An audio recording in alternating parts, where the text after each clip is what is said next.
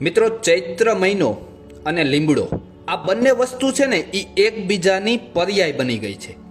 ચૈત્ર મહિનામાં 90% લોકોને ખબર નથી કે લીમડાનો પ્રયોગ કેવી રીતે કરવો, કયા સમયે લેવો, કેટલો લેવો, કેવી રીતે લેવો, આ બધી બાબતથી લોકો અજાણ છે.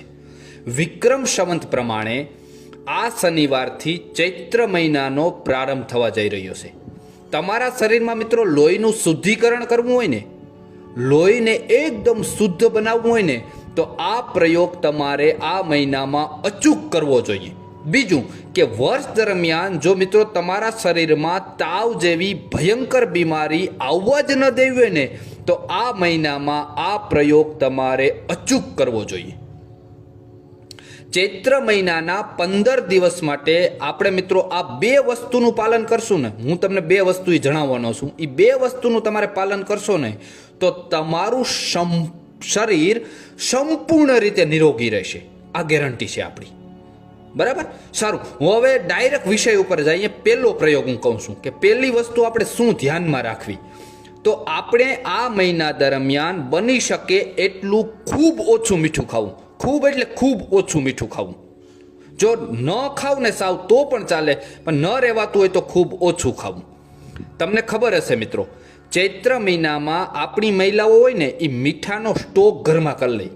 એના મગજમાં એવું છે કે મીઠું ચૈત્ર મહિનામાં ખરીદાય નહીં, ચૈત્ર મહિનામાં મીઠું લેવાય નહીં. પણ ખરેખર આયુર્વેદ પ્રમાણે મિત્રો નિયમ શું હતો ખબર છે? મીઠું ન લેવું એટલે શરીરમાં મીઠું ન લેવું, શરીરમાં મીઠું ખાવું નહીં, નમક શરીરમાં જવા ન દેવું. હતું આવું અને આપણે કરી નાખ્યું ઉલટું. આપણે શું કર્યું કે ખરીદવું નહીં.